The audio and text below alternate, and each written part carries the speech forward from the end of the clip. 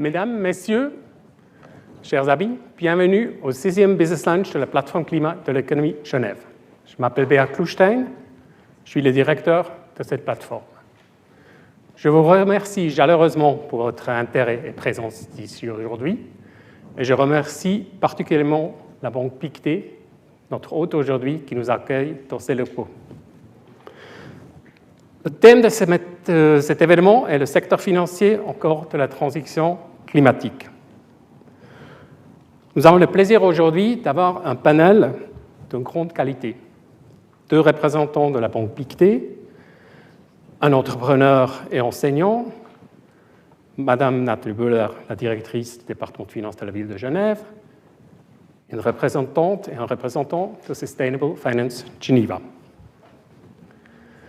Comme notre programme est plutôt chargé, je demande de monter sur scène Yann Desmond, Senior Impact Manager de la Banque Pictet, et Pierre de la Bourdonnais, Corporate Sustainability Manager, qui vont parler de la politique durabilité de la Banque Pictet en général, et plutôt, ou particulièrement, de Genève.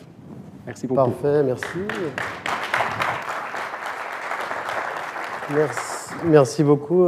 Bonjour et bienvenue à toutes et à tous dans cet auditoire. Peut-être que la prochaine fois, ce sera dans le nouveau, mais il n'est pas fini encore, donc on va voir.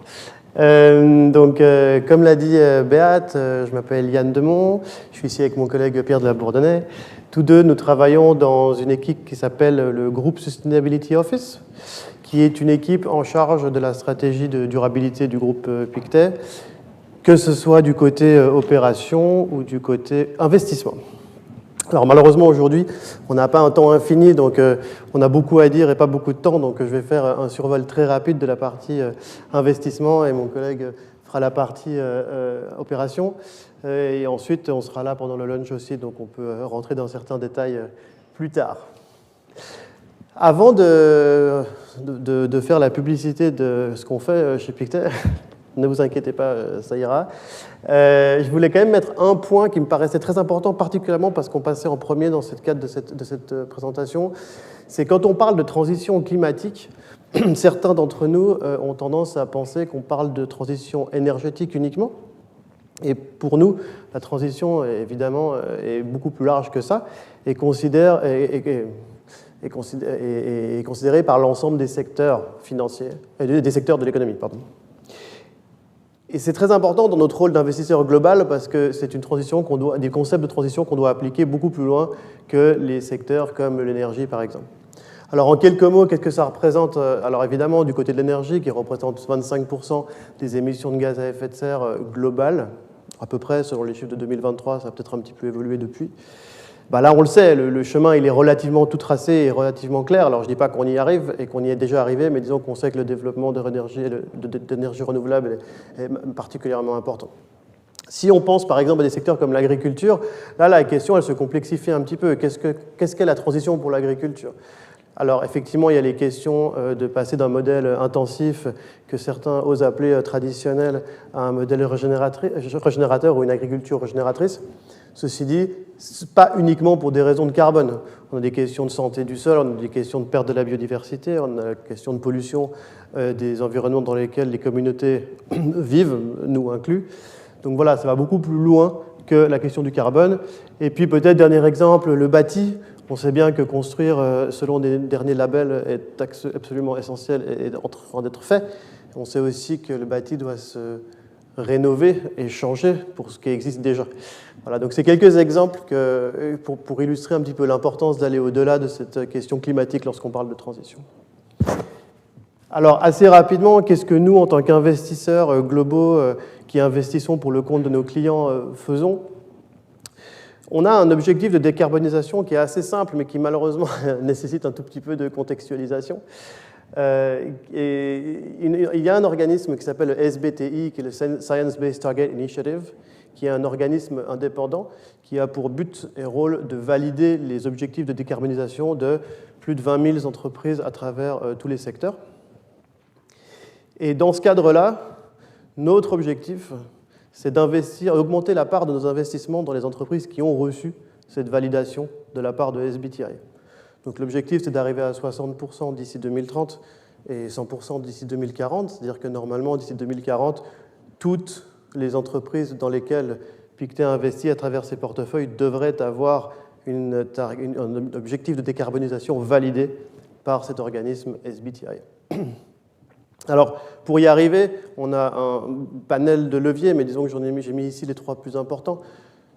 En tant qu'investisseur, bien évidemment, on investit et donc il faut qu'on connaisse et qu'on repère les entreprises qui ont le plus gros potentiel et d'opportunités dans le cadre d'une transition, c'est-à-dire faire le travail qu'un investisseur doit faire, c'est-à-dire identifier les bons investissements, mais dans le cadre d'une transition et d'un monde qui change très rapidement.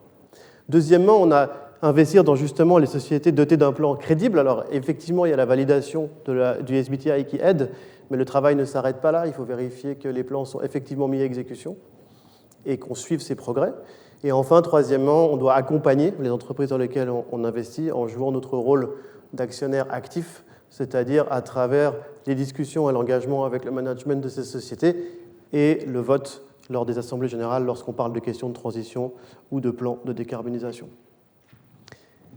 Donc voilà, c'est très très bref et il y a beaucoup à dire, mais disons que voilà dans l'ensemble comment nous on travaille en tant qu'investisseurs sur l'ensemble de nos portefeuilles. Alors évidemment qu'après, on a certaines stratégies qui sont vraiment thématiques ou certaines stratégies qui partent plus du côté de l'impact investing, mais ça reste à l'échelle d'une stratégie ou d'un fonds en particulier. Là, ce dont je vous parle, c'est vraiment sur l'ensemble de nos actifs gérés.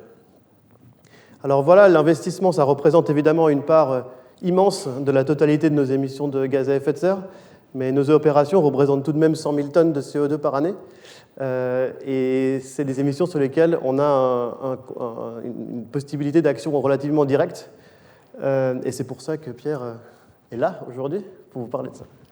Merci Yann. Pardon, excuse-moi, j'ai changé de slide sans faire exprès. Effectivement, en fait, les opérations, c'est une empreinte carbone beaucoup plus faible que l'empreinte de la banque, mais néanmoins, on doit répondre à travers nos actions à un impératif de cohérence. On ne peut pas demander à nos entreprises dans lesquelles on investit de se décarboner sans nous-mêmes nous décarboner, et puis un impératif, bien sûr, de responsabilité. Et d'ailleurs, les SBTi ne s'y sont pas trompés, puisque même pour les organisations financières, il y a un objectif de décarbonation de ces émissions opérationnelles. Et le nôtre, qui a été validé, consiste à réduire de 55% les émissions d'ici 2030 par rapport aux émissions de 2019. Donc, on doit le faire. La question est, comment faire pour une entreprise comme la nôtre du secteur financier qui ne fait pas de production et qui fait des services d'ingénierie, des services en tant que tels. Alors, on va commencer d'abord par Genève.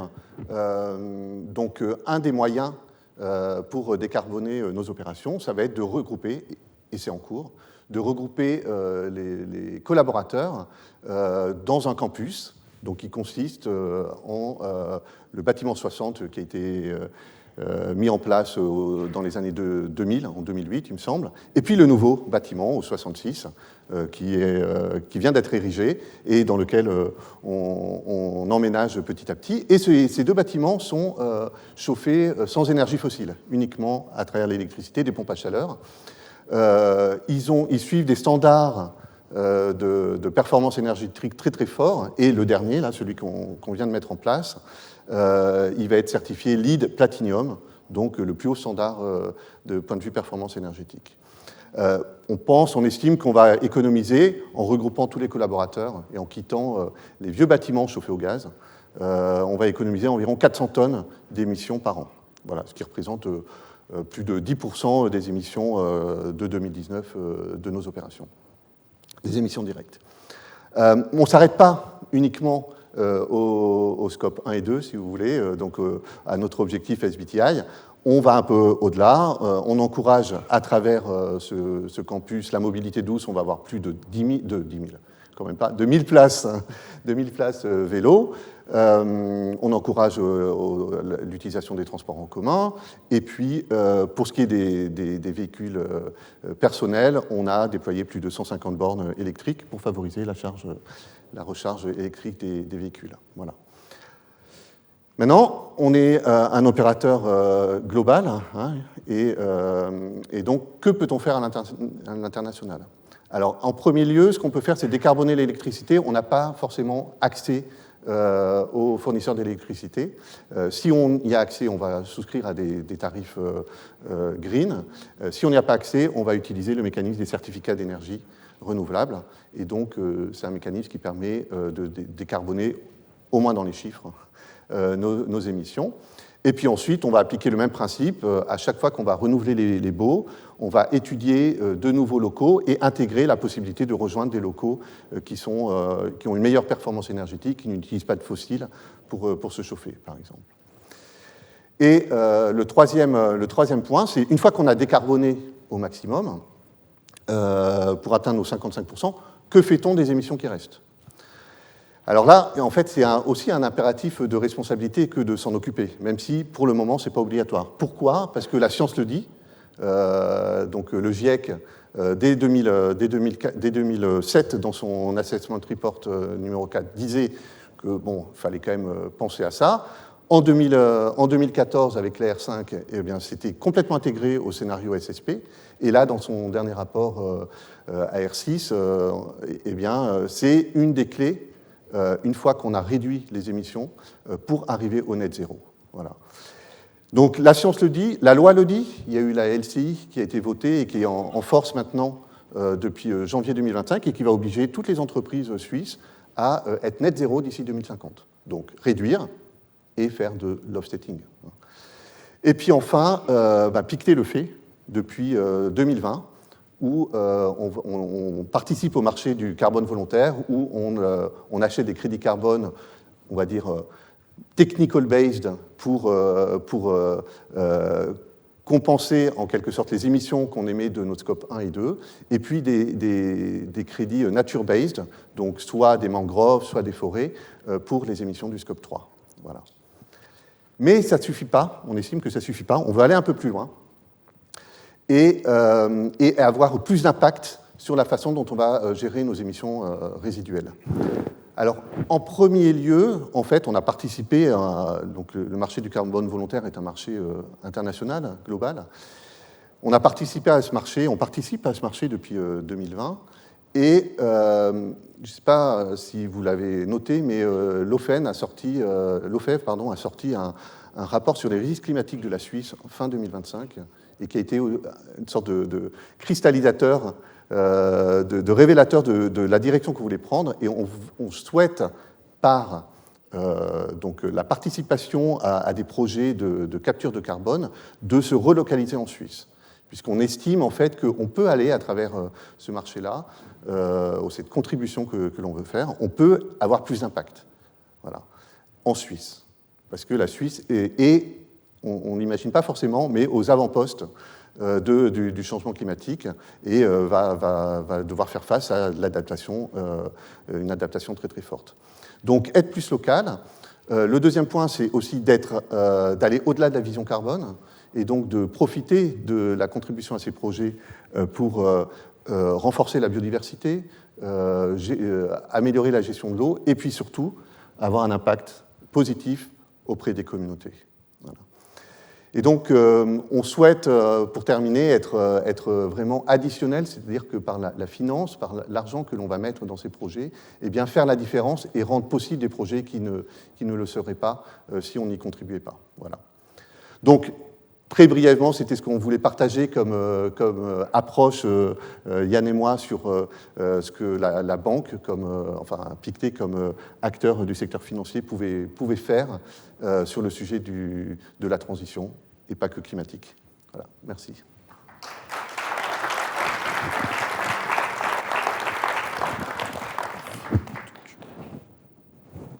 Merci beaucoup.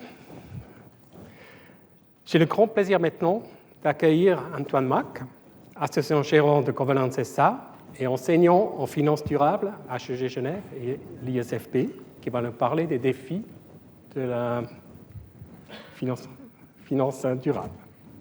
Merci beaucoup. Merci Béat. Merci beaucoup pour cette invitation. Quand on me demande ce que je fais dans la vie, je respire un coup – et je réponds, je travaille dans la finance durable. il y a en général un silence et puis le plus souvent une réaction sceptique. Ah bon, ça existe ? Les gens ont une idée de ce qu'est la finance, ils ont aussi une notion de ce qu'est le développement durable, mais les deux ensemble, on sort des cases. Ça surprend. Il faut reconnaître que la finance durable est une idée ambitieuse.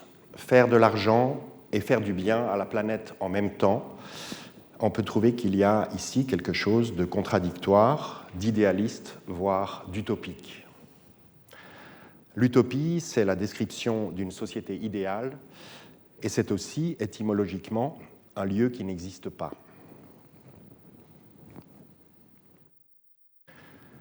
Tout le monde veut sauver la planète, mais personne ne veut descendre les poubelles. Et pourtant, la finance durable existe. Depuis l'an 2000, j'ai rencontré des centaines de personnes qui y croient et qui y travaillent, y compris dans cette maison. Alors j'aimerais passer en revue avec vous certains des grands défis de la finance durable, en commençant par le pourquoi. Quelles sont les motivations, les intentions des investisseurs par rapport à la durabilité? Quels sont leurs objectifs? On en distingue trois. Pour commencer, la performance financière. On peut vouloir intégrer la durabilité dans la finance, dans les placements, sans pour autant être un militant, sans être animé par des convictions morales. Ici, la durabilité est au service de la finance. On est dans l'idée du win-win, du gagnant-gagnant.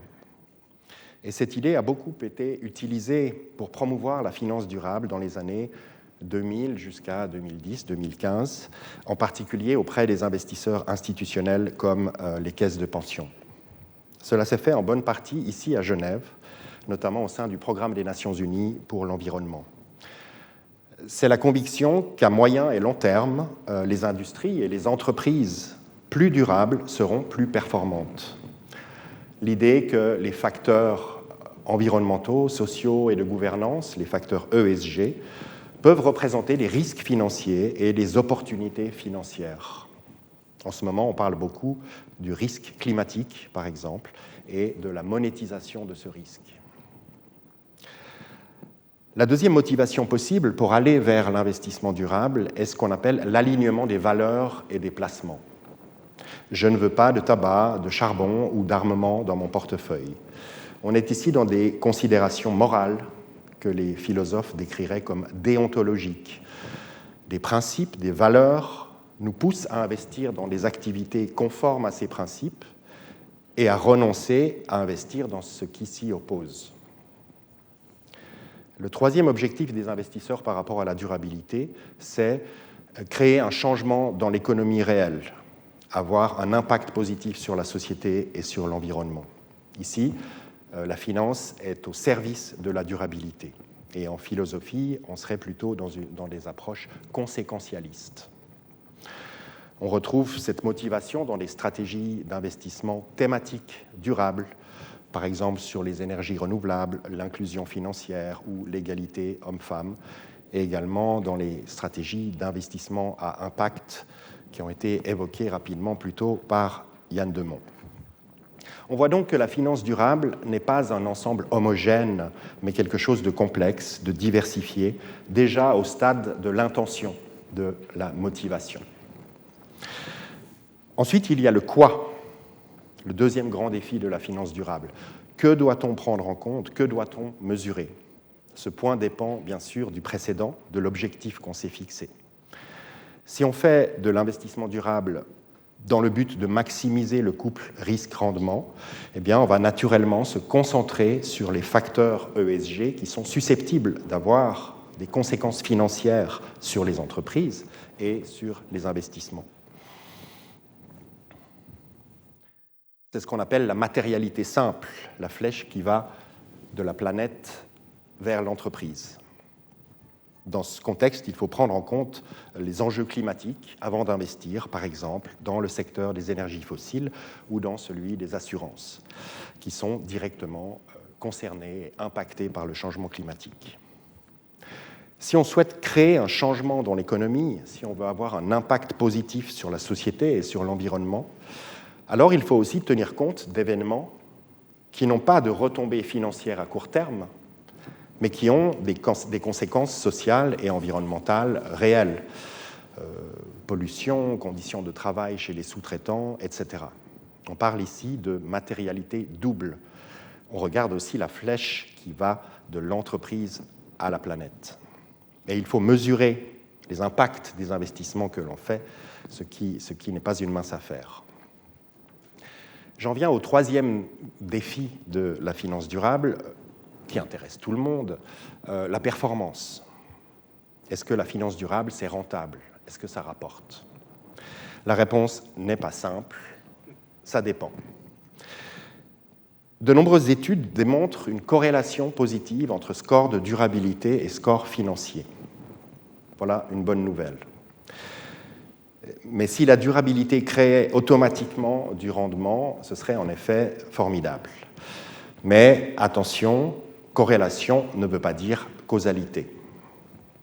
Des études récentes sont venues nous le rappeler et nous dire attention à la causalité inversée. C'est peut-être leur bonne santé financière qui permet à des entreprises d'obtenir de bons scores ESG plutôt que le contraire. Ou alors, il y a un troisième facteur, un facteur de qualité, qui serait la cause à la fois des bons scores financiers et des bons scores ESG. Un mot sur les investissements thématiques durables dans cette optique de la performance, investissements thématiques dont on trouve plusieurs exemples ici à la banque Pictet depuis assez longtemps. Eh bien, tout dépend de l'horizon temps des périodes considérées et au-delà de ça, de l'état d'esprit des marchés. Il y a des périodes où les énergies renouvelables marchent bien en bourse. C'était le cas pendant les années Covid, les années 2020-2021. C'est la ligne bleue que vous voyez ici sur le graphique, alors que la ligne blanche est un comparatif, est un indice sur l'ensemble des secteurs. Et puis, il y a aussi des périodes où c'est plutôt le pétrole et l'armement qui performent en bourse, comme dans les années 2022-2024. Vous voyez l'écart.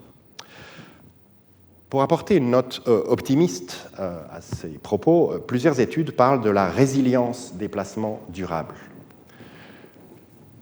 Lorsque les marchés sont chahutés, les portefeuilles durables ont tendance à moins perdre que les portefeuilles traditionnels.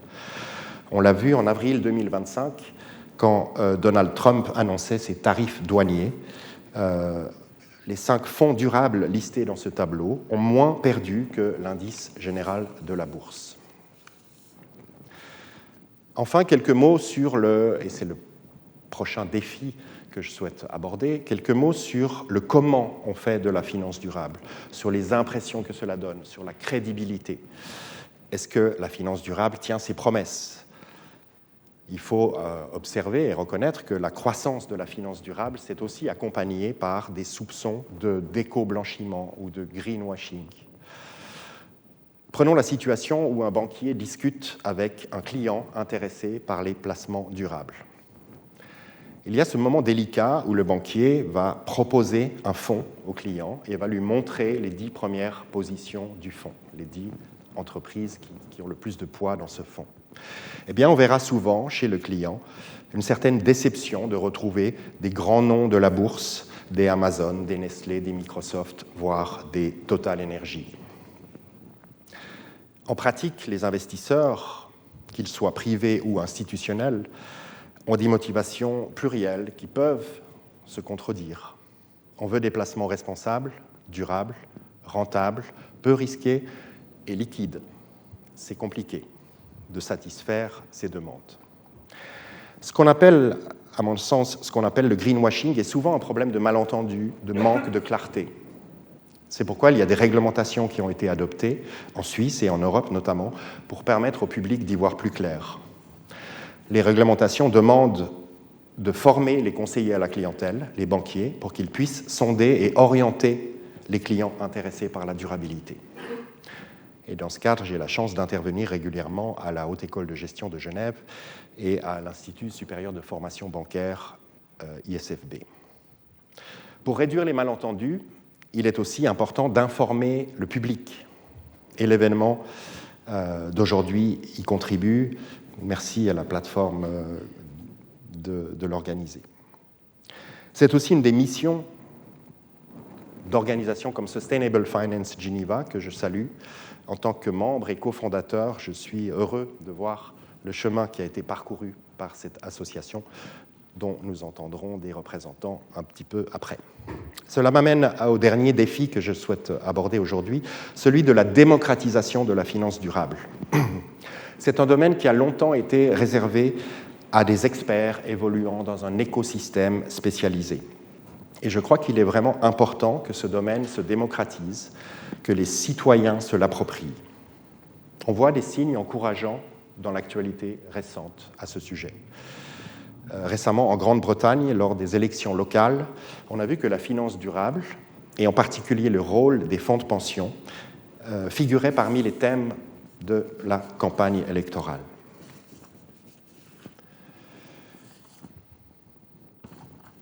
Aux Pays-Bas, récemment et aussi, un gros fonds de pension a mené une enquête auprès de ses affiliés, de ses bénéficiaires. Un travail sérieux, encadré par des scientifiques, où une cinquantaine d'affiliés ont d'abord passé 3 jours d'échanges et de formation pour arriver ensuite avec des propositions visant à renforcer la politique d'investissement durable du fonds de pension. Ces propositions ont ensuite été soumises à un panel plus large de milliers d'affiliés qui les ont validées. Et je trouve ce type d'expérience très intéressant. D'autres fonds de pension européens sont d'ailleurs en train de mener des expériences similaires. En Suisse, on voit de plus en plus d'associations, de syndicats et de partis politiques qui interpellent les caisses de pension sur leur politique de placement par rapport à des enjeux climatiques ou géopolitiques et qui leur demandent plus de transparence. Une demande qui va d'ailleurs jusqu'au tribunal fédéral dans le cas des retraites populaires dans le canton de Vaud. La démocratisation de la finance durable n'est pas seulement souhaitable, à mon avis, elle est nécessaire si on veut renforcer son impact, sa force. C'est une affaire de choix, de conviction et d'arbitrage, de compromis. Il faut donc que la population, les citoyens, participent à ces choix. On l'a dit au début, la finance durable est un concept ambitieux, idéaliste, voire utopique. Ce qui me permet de conclure avec cette citation d'Oscar Wilde, « Le progrès est la réalisation des utopies ». Je vous remercie pour votre attention.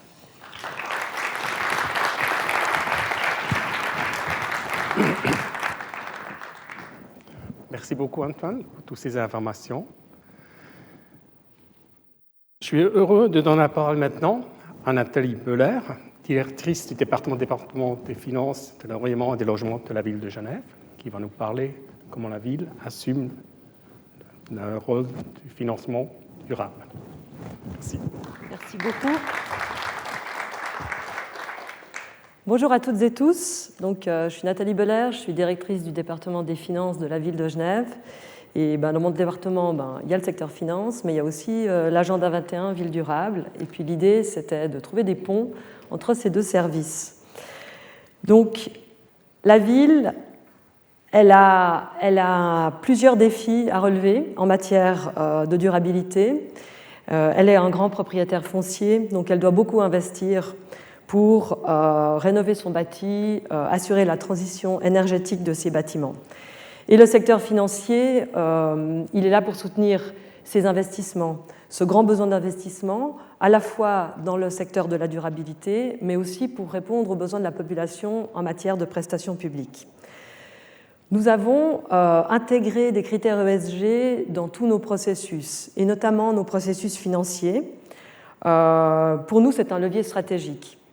Ça permet aussi de financer aujourd'hui des investissements qui vont permettre de réduire les coûts de l'inaction dans le futur. On les subit déjà. On a par exemple des actions dans le domaine de la lutte contre les îlots de chaleur, les plans canicules qu'on doit faire chaque année, des bâtiments qui surconsomment dans notre parc. Et tout ça, ça coûte en matière de dépenses énergétiques. Et les investissements qu'on fait aujourd'hui, ça permettra des économies de demain. Et nous en sommes convaincus. Et c'est vrai que le conseil municipal, quand le conseil administratif présente des projets qui vont dans le sens d'un assainissement de nos bâtiments, en général, ils sont acceptés assez largement dans l'hémicycle. Au niveau de notre rôle, nous avons un rôle comme un acteur public, mais aussi comme un investisseur institutionnel. Nous avons des fonds que nous plaçons. Et je vous parlerai tout à l'heure de la manière dont nous avons révisé notre charte de trésorerie. Nous sommes aussi un acteur qui va soutenir l'économie locale dans le domaine de la transition climatique par des actions de soutien dont je vous parlerai aussi tout à l'heure. La ville, elle peut aussi influencer le monde de l'entreprise à travers les marchés publics et ses conditions d'accès quand on ouvre des marchés. Alors évidemment dans le respect des législations en vigueur, mais ça permet quand même d'orienter un peu les entreprises avec des cahiers des charges assez ciblés en matière de construction ou de prestation de biens et services. Je dirais que ce qui est important, c'est que le discours politique de nos élus soit concrétisé dans les actions de l'administration et les actions qu'on a envers l'extérieur. Donc, en gros, on dit ce qu'on fait et on fait ce qu'on dit. Et pour nous, c'est une exigence de cohérence qui est essentielle. Nous avons plusieurs documents qui régissent un peu les actions de la ville en matière de durabilité. Nous avons le programme de législature qui a été validé par le conseil administratif en 2025, après les élections. Et puis, nous avons aussi une stratégie climat. Donc, notre programme de législature, on a un axe 3 du programme qui se concentre sur la transition climatique et qui implique en fait un certain nombre d'actions comme la finance durable, mais aussi d'autres actions dans différents domaines. La stratégie climat de la ville a un volet spécifique sur la finance durable et la place financière, avec 6 actions, notamment financer des projets de recherche pour l'évaluation des émissions du secteur financier, faire du lobby auprès de l'Union des villes suisses pour des initiatives en matière de comptabilité climatique des investissements financiers, l'émission d'emprunts obligataires verts, la révision de notre charte de trésorerie, et soutenir la création d'un fonds d'investissement pour financer la transition écologique, etc. Donc, tous ces documents sont sur le site internet de la ville de Genève que vous pouvez consulter en cas d'intérêt.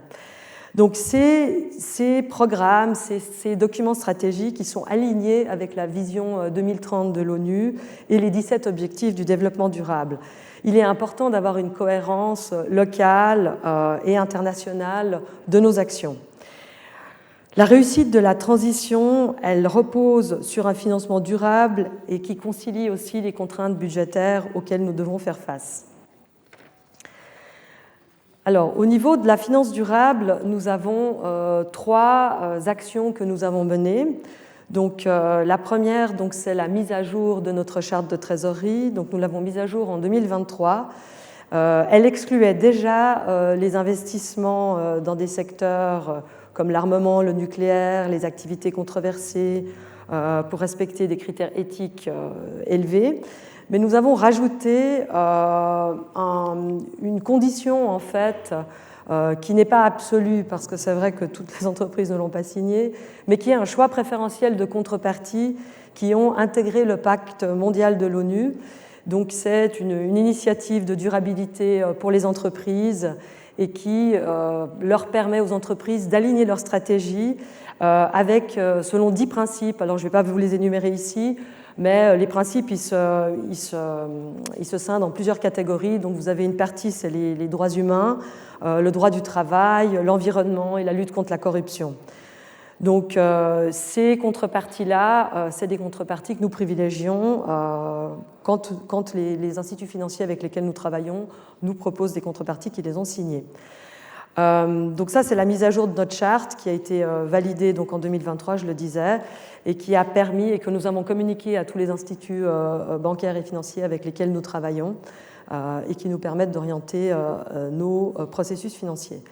Nous plaçons aussi certains fonds. La ville, elle est nette emprunteuse, mais elle a reçu des fonds de l'ES Et puis ces fonds, ils ont des buts. Alors ça peut être des buts sociaux, les personnes âgées, ça peut être des buts culturels. Et puis chaque fonds, il doit assurer une certaine performance pour permettre la réalisation du but. Et donc nous avons des mandats de placement avec des banques, et puis nous avons demandé à une entreprise externe d'auditer ces placements, de faire un audit ESG de ces placements. Nous avons obtenu la note A, qui est la deuxième meilleure note, et qui a conclu que nous avions des expositions nulles dans tout ce qui est charbon, limitées dans les secteurs du pétrole et du gaz, et puis très limitées dans des secteurs sensibles. Alors c'est pour ça qu'on n'a pas eu le A+, c'est parce qu'on avait quand même des 0,0%. Comme on investit dans des fonds, dans les fonds, il y a toujours à la queue du truc un petit machin qui nous plaît moins. Mais voilà, donc on était quand même contente d'avoir du A. Et puis, je dirais pourquoi on l'a fait, c'est pour être sûr que ce qu'on dit et ce qu'on décrète, c'est réalisé dans les actions. Et puis, ça permet aussi, je dirais, c'est aussi une externalité positive, ça permet de limiter le risque réputationnel pour nos élus, de controverses qu'on peut avoir et qu'on lit de temps en temps dans les journaux. Vous avez dû voir ça. Voilà, donc comme je le disais, donc cet audit ESG, il a montré donc, les émissions de CO2 qui sont 45% inférieures à celles des indices de référence comparables, et puis seulement 0,05% du portefeuille qui est investi dans le pétrole et le gaz, et qui est bien en dessous des indices standards. Donc ces éléments-là, ça montre qu'on est en phase avec notre charte, et puis que ça nous permet de suivre une trajectoire de transition qui est en phase avec nos valeurs. Le troisième élément, c'est l'émission d'un emprunt obligataire vert que nous avons effectué en novembre 2023.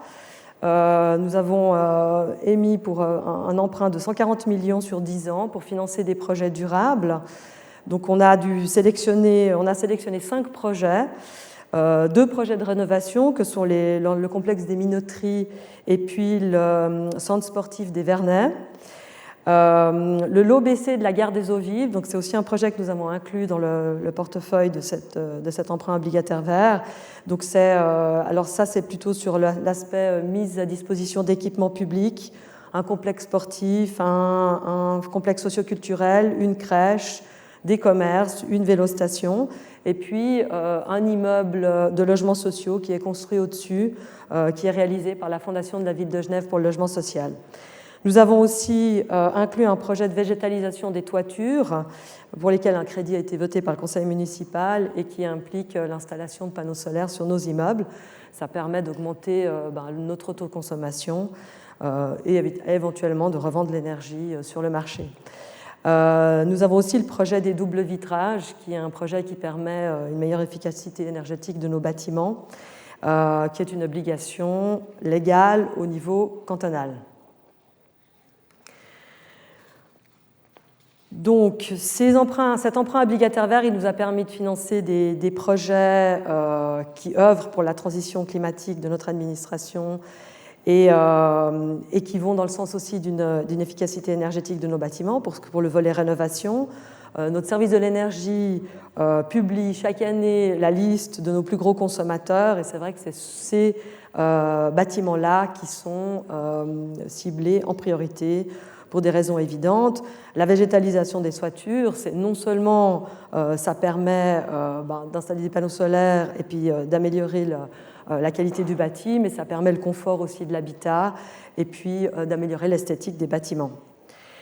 Ces projets ont permis d'éviter plus de 1200 tonnes de CO2 par an, et ça renforce la résilience climatique de la ville. Au niveau de cet emprunt obligataire vert, on a un rapport qu'on doit publier une fois par année et qui est audité par notre réviseur interne et qui calcule en fait que les indicateurs qu'on a alloués à ces projets en fait s'améliorent d'année en année, si vous voulez. Par exemple, pour un bâtiment, on va calculer les indices de chaleur et on va s'assurer qu'il y a une trajectoire qui est favorable sur ces indices, ou bien des calculs de tonnes de CO2 évitées. Donc en fait, tous ces investissements, ça demande des mobilisations de fonds.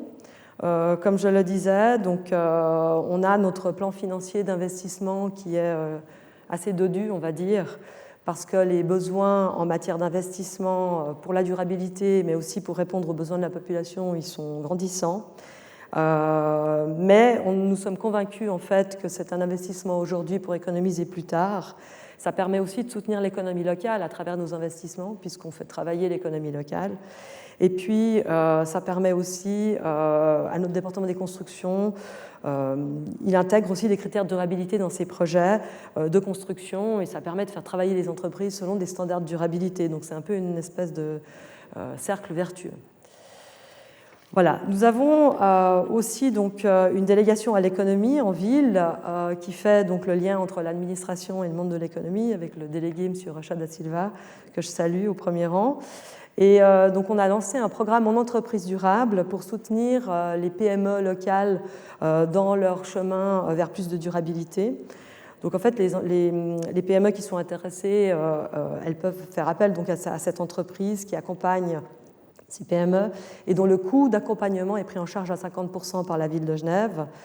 Et puis, dans ces actions qui sont prises dans ce programme, soit elles mettent en place des thèmes de durabilité qu'elles intègrent à leur stratégie, à leur processus opérationnel, ou alors elles peuvent aller vers le chemin d'une certification RSE, qui est toujours quelque chose qui est assez recherché par les entreprises qui nous contactent et qui sont sensibilisées aux questions de durabilité et de responsabilité RSE. Donc je dirais qu'à la fois pour nos processus internes à l'administration, mais aussi en aidant les économies à le faire, l'idée c'est vraiment d'intégrer ces critères ESG dans toutes nos démarches et dans tous nos processus, pas seulement dans les processus de construction, mais dans tout ce qu'on fait. Quand le conseil administratif est saisi de questions, eh ben, il se pose toujours la question de la durabilité. Par exemple, un projet, on va se poser la question est-ce qu'on va rénover plutôt que démolir, ou est-ce qu'on doit abattre des arbres pour faire un projet, quel est l'impact positif en matière de durabilité des décisions qu'on prend. Et je crois que c'est comme ça qu'il faut travailler, parce que les initiatives en matière de durabilité, ce n'est pas un projet en plus à part qu'on fait à nos heures perdues. Donc, je ne vous cache pas qu'en matière financière, nous avons des contraintes fortes. Donc, nous avons donc un budget qui est déficitaire et nous sommes dans un processus de plan de retour à l'équilibre en 2033. Et c'est vrai que ce n'est pas toujours facile d'obtenir des fonds dans certaines initiatives en matière de durabilité, mais nous sommes convaincus que c'est quelque chose à faire aujourd'hui parce que demain, ça sera trop tard. Il faut qu'on cherche à être innovant dans ces initiatives de financement pour la durabilité. Ça peut passer par des PPP, donc des partenariats publics-privés. Ça peut être la mise en réseau d'acteurs. Donc, ça peut être de faire le travail à d'autres, parce que d'autres ont peut-être plus de leviers et font moins cher que la ville. Et donc, nous sommes convaincus, en fait, que c'est le chemin qu'il faut prendre pour plus de durabilité. Donc, pour nous, donc, la finance verte, la finance durable, c'est un accélérateur de la transition, comme l'ont dit mes préopinants de la Banque Pictet. On ne peut pas faire tout seul, on doit faire en réseau et on doit travailler en réseau pour y arriver.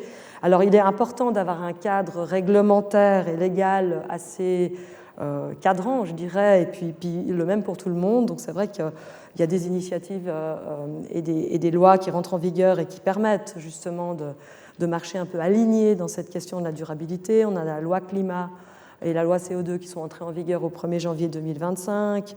On a des publications régulières du Conseil fédéral sur les données, la transparence du secteur financier dans le domaine de la durabilité, la promotion des investissements à impact social, la promotion des emprunts verts, et puis toutes les questions, comme vous l'avez indiqué, messieurs, la tarification de la pollution environnementale, le prix du CO2 et toutes les questions de compensation.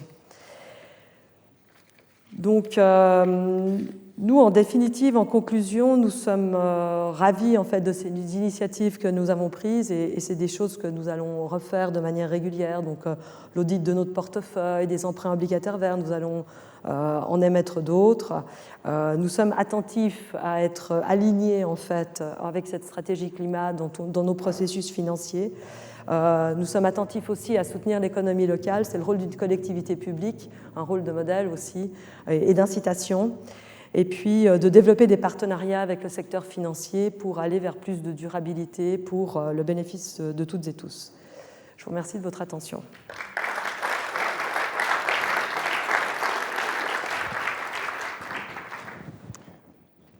Merci beaucoup pour toutes ces informations.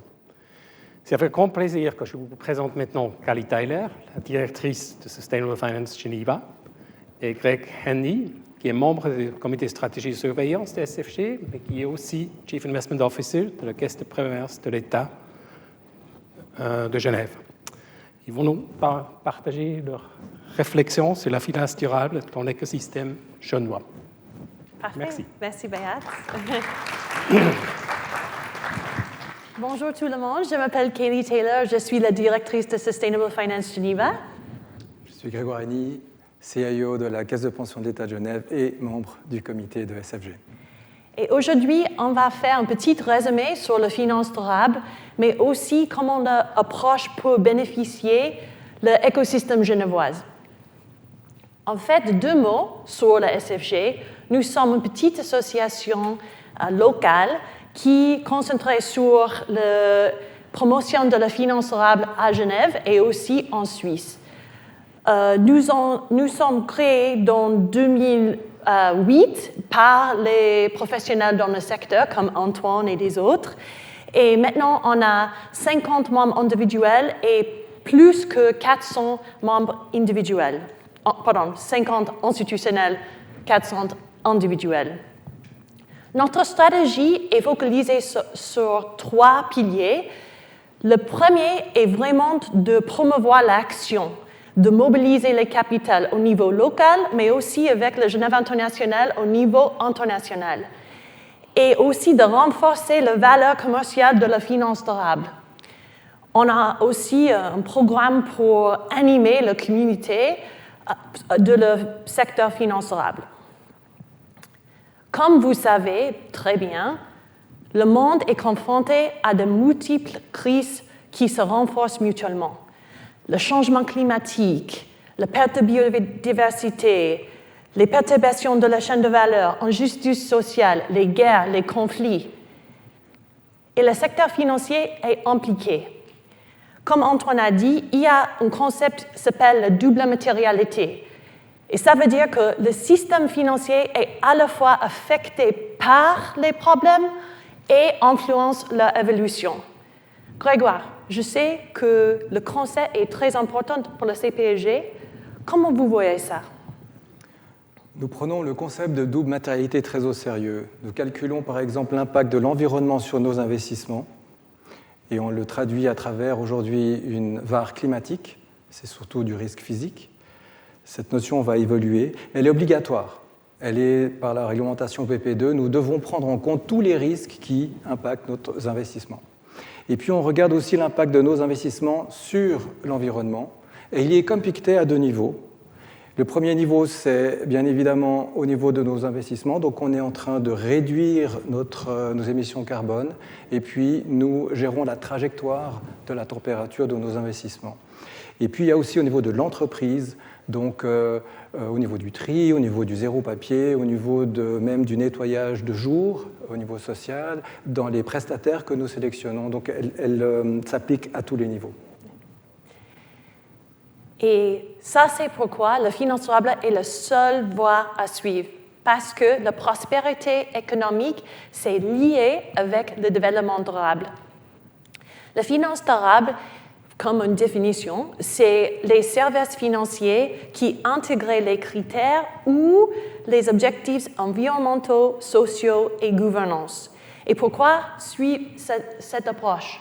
C'est parce que c'est mieux pour gérer les risques, C'est pour tirer parti des nouvelles opportunités commerciales, comme nos collègues chez Pictet a discuté tout à l'heure, et de générer les impacts positifs sociaux et environnementaux.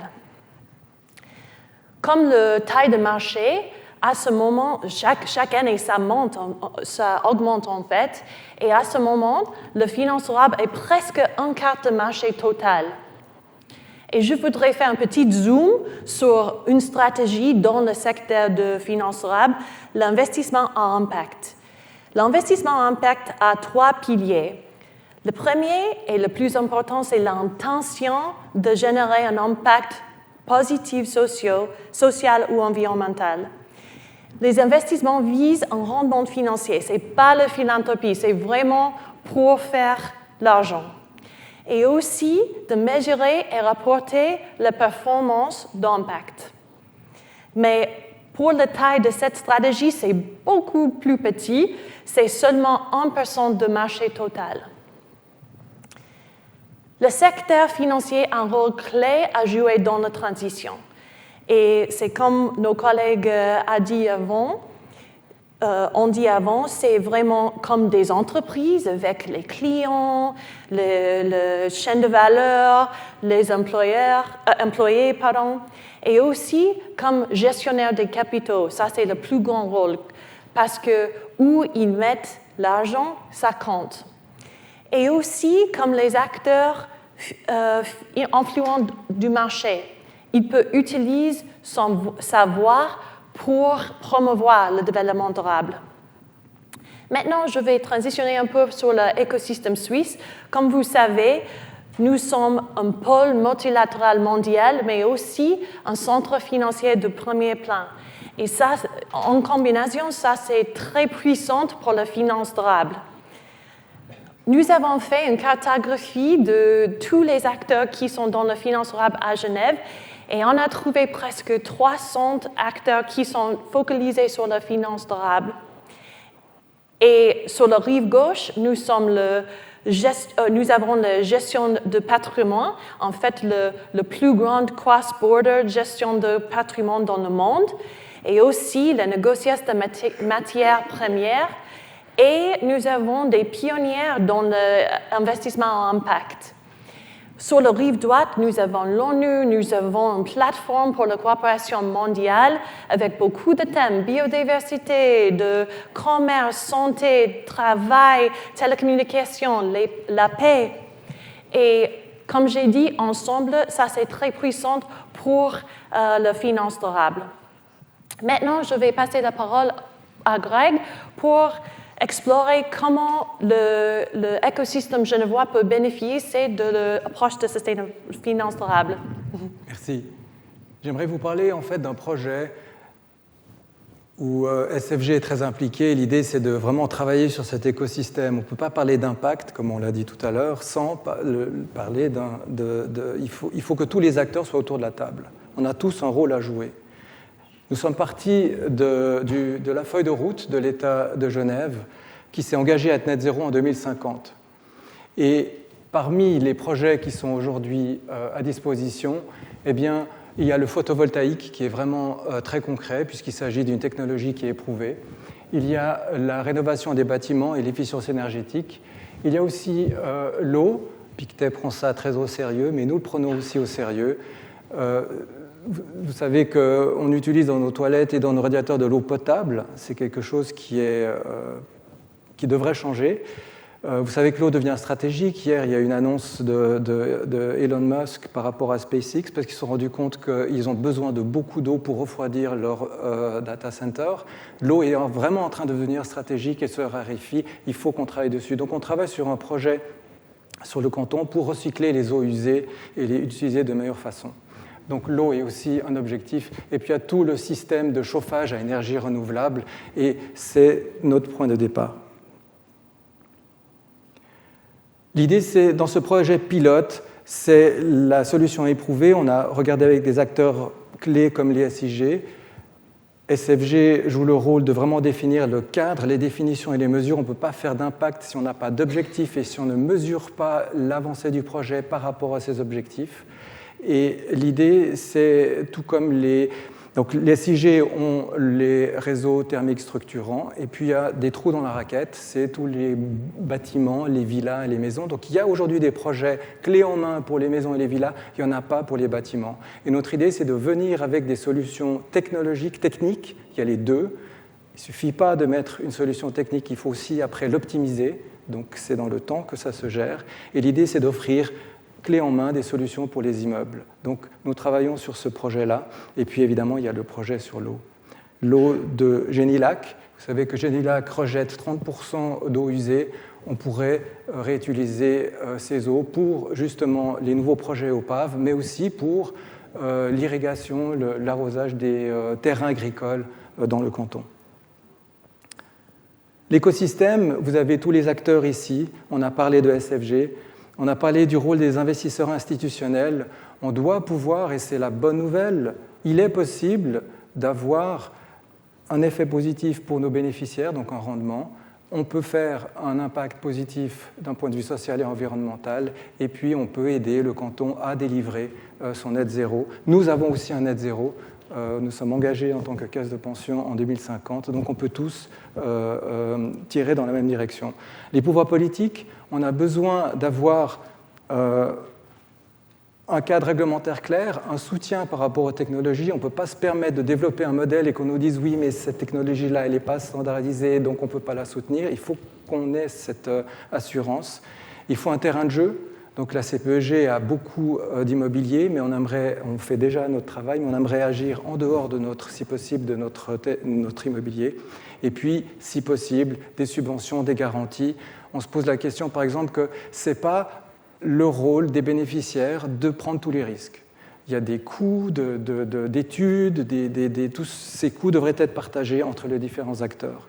Et puis, il y a bien sûr les experts en technique et en technologie, que sont les SIG, par exemple, ou d'autres acteurs locaux à Genève. Voici ici l'équation qu'on doit résoudre. On doit atteindre un petit peu et traiter tous ces objectifs-là, évidemment de la performance pour les investisseurs. On ne peut pas faire de la philanthropie en tant que caisse de pension publique. On doit faire un impact environnemental, un impact social, créer du travail au niveau local. On doit contribuer aux objectifs climatiques du canton, mais contribuer à nos objectifs également. On doit dialoguer avec toutes les parties prenantes et engagées également.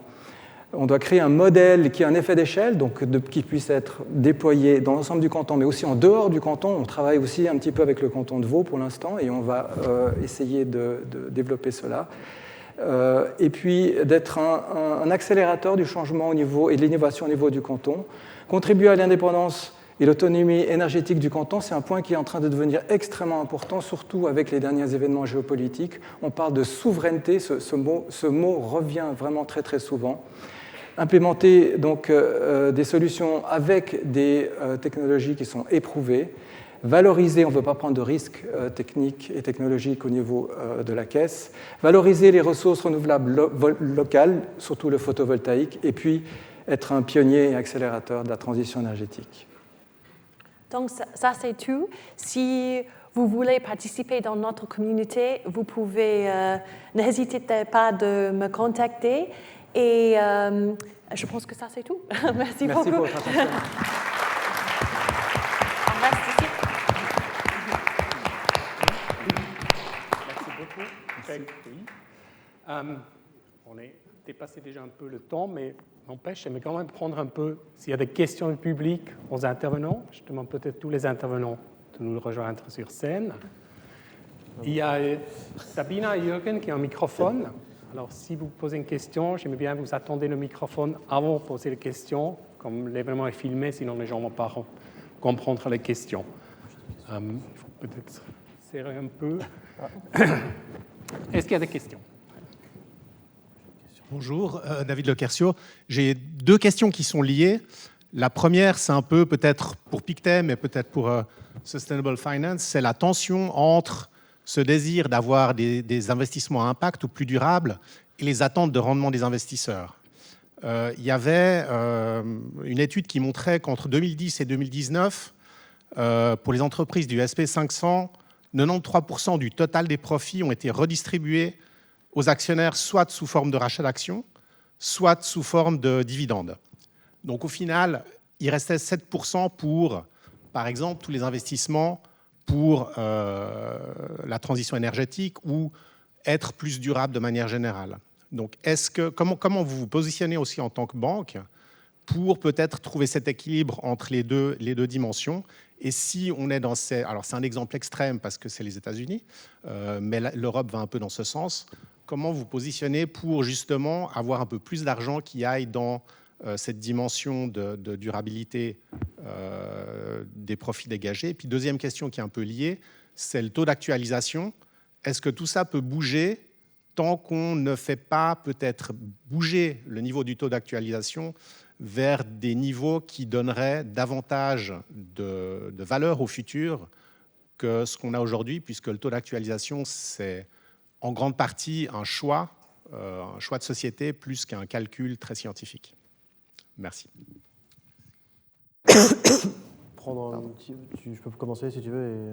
Comme tu m'interromps. Si non. Non, merci. Merci beaucoup pour la question. Après, ça ouvre un certain nombre on pourra en discuter pendant longtemps.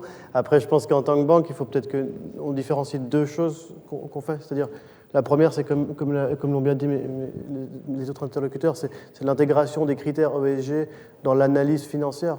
Et ça, c'est quelque chose sur lequel on ne va pas revenir en arrière et qui doit se faire de manière uniforme et homogène à travers toutes les stratégies, puisqu'en fait, on parle là d'intégrer des facteurs de risque potentiellement dans des analyses financières. Donc, c'est une question de gestion du risque. Et on ne peut pas se permettre, en tant qu'acteur du secteur financier qui avons un devoir fiduciaire envers nos clients, de ne pas le faire. Donc ça, c'est une chose. Et ça, pour l'instant, le consensus au niveau des études et des méta-études, c'est qu'on n'est pas sûr que ça apporte de la performance, mais on est sûr que ça n'en détruit pas. Pour l'instant, c'est un petit peu ça le consensus. J'espère que ça va changer et qu'on aura de plus en plus d'études qui nous donnent plus de granularité. Et puis après, il y a l'autre côté, c'est le côté positive impact et justement des solutions spécifiques où là, on va chercher dans des thèmes ou avec une intention de créer de l'impact positif, des entreprises qui représentent des opportunités. Et dans ce cas-là, ça, c'est aussi un travail d'investisseur d'aller chercher les entreprises qui, à travers la transition, ont leur rôle à jouer et qui, en même temps, parce qu'ils jouent ce rôle-là, seront des performeurs et fonctionneront bien sur le long terme. Donc après, c'est aussi bien se mettre d'accord avec les clients de quoi on parle, dans quelle direction, est-ce que les clients veulent continuer à investir de manière relativement traditionnelle avec l'intégration des critères ESG, ou alors est-ce qu'ils sont d'accord d'aller explorer d'autres terres qui sont peut-être moins connues, mais qui ne sont pas nécessairement qui n'ont pas forcément du mauvais rendement. Et puis, la dernière chose que j'aimerais peut-être dire par rapport à ça, deux choses. Il y a une question temporelle. C'est vrai qu'aujourd'hui, on doit apprendre à voir plus long terme dans le monde financier, dans le monde bancaire en général, et c'est aussi une discussion qu'on doit avoir avec nos clients. C'est-à-dire que si on veut pouvoir atteindre des objectifs de transition correctement sans détruire de la performance financière, il faut aussi pouvoir être capable de voir sur le plus long terme. Parce que si au moindre choc ou au moindre changement, on change de stratégie, c'est là que généralement se produisent les pertes financières. Et puis, c'est surtout ça. Et puis ça rejoint aussi peut-être le taux d'actualisation, la question sur le taux d'actualisation.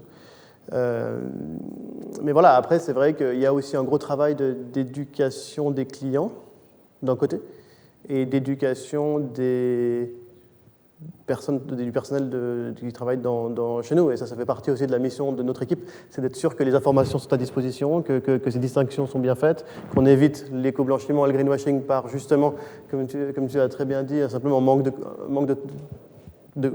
mauvais alignement entre manque de compréhension. Voilà. Donc c'est un petit peu ce que je peux donner comme réponse assez brièvement et heureux d'échanger après. Encore une autre question.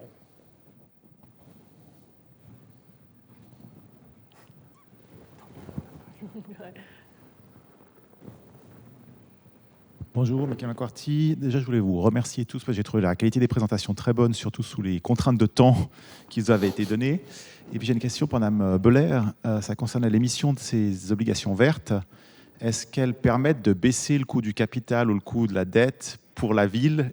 Si oui, c'est super. Sinon, qu'est-ce que ça apporte éventuellement d'autres? Parce qu'on pourrait imaginer que la ville se finance sans obtenir cette certification et mène ses projets de toute façon. Ouais, c'est une excellente question. Je l'attendais. Non, on n'a pas. Le spread était identique en fait. Malheureusement, Maintenant, on l'a fait quand même parce qu'on pense que, si vous voulez, qu'une administration publique elle a un devoir d'exemplarité et on pense que la demande des investisseurs, elle va aller en grandissant et que c'est en offrant que ça va aussi susciter des demandes dans le futur. Donc pour l'instant, nous, comme on est déjà un peu labellisé, je dirais, vert et social, dans nos émissions d'emprunt, on a de très bonnes conditions, donc ça ne nous a pas amélioré nos conditions financières. Par contre, ça permet, comme je l'ai dit, ce rôle d'exemplarité, et puis ça permet aussi d'avoir des projets sur lesquels on s'engage à aller vite, à les réaliser, parce qu'on a cet audit annuel qui vient et qui calcule ces indicateurs. Donc ça permet aussi, je dirais, de donner un coup de boost à nos départements des constructions pour aller vite dans les projets. Et du coup d'investir plus rapidement et d'aller vers plus de transition. Donc voilà. Merci. Est-ce que je peux rajouter un complément? Parce que la question est intéressante. Alors je confirme, en tant que caisse de pension, on s'attend à avoir un rendement pour payer nos pensions. Par contre, il y a un effet dont personne ne parle, c'est l'effet du retour, du second degré. C'est-à-dire qu'en en prêtant cet argent-là, on a un rendement. Ce rendement va payer des pensions. Ces pensions vont être dépensées localement dans l'économie locale et va recirculer de nouveau vers. Donc il y a un effet vertueux qui est très positif. Peut-être aussi, je me permets aussi de rajouter quelque chose du côté investisseur, parce que c'est vrai que quand on développe de plus en plus justement des solutions à impact positif, ce genre d'instruments qui sont les obligations vertes sont extrêmement importants, parce que justement ils nous permettent de garantir que l'argent prêté va à des projets spécifiques, à l'opposition avec des obligations complètement génériques. Et donc c'est vrai que du côté clientèle, on a de plus en plus de demandes aussi pour ce genre de produit. Alors peut-être qu'effectivement, on en est encore un petit peu au début et les choses vont évoluer, mais j'ose espérer et imaginer qu'avec le temps, quand ce genre de produit sera de plus en plus demandé, potentiellement qu'on aura des conditions d'emprunt légèrement plus favorables dans le futur. Voilà. Peut-être dernière question, s'il y a tout en haut. Bonjour et merci beaucoup pour les présentations. J'ai une question très rapide, mais peut-être pour chacun des intervenants. Est-ce que dans vos secteurs ou vos milieux, est-ce que vous pensez que vous êtes en avance par rapport à ce qui se fait ailleurs? Est-ce que vous pensez que vous êtes dans la moyenne ou est-ce que vous pensez plutôt que vous êtes en retard? Merci.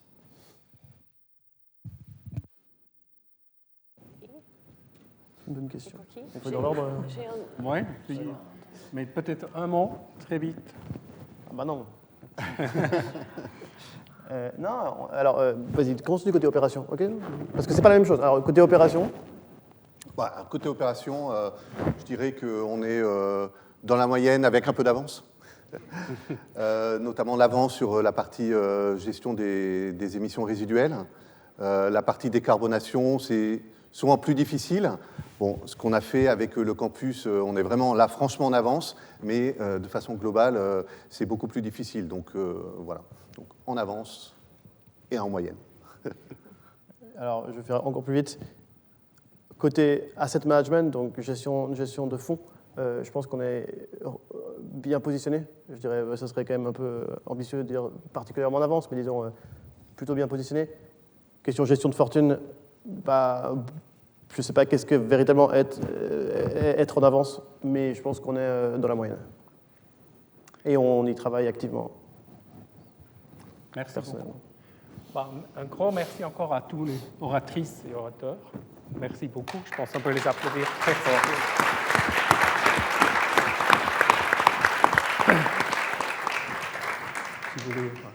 Nous sommes presque arrivés au déjeuner. Mais avant tout, j'aimerais quand même remercier tous les partenaires de la plateforme climat de l'économie Genève, tout particulièrement aujourd'hui notre hôte, la Banque Pictet. Un grand merci également à toute l'équipe de la plateforme climat, Patrick, Andy, Isabelle, Pia, Sabina, Jürgen, Charles, Martin, merci beaucoup. Je remercie aussi Swiss Climate qui calcule l'empreinte qui a calculé l'empreinte carbone et les assume en investissant dans des produits, dans des projets de protection du climat. Enfin, je remercie vous tous d'être venus ici aujourd'hui et j'espère pouvoir vous accueillir de nouveau le 18 septembre 26 au Geneva Marriott Hotel. Merci beaucoup, bon appétit, bonne discussion.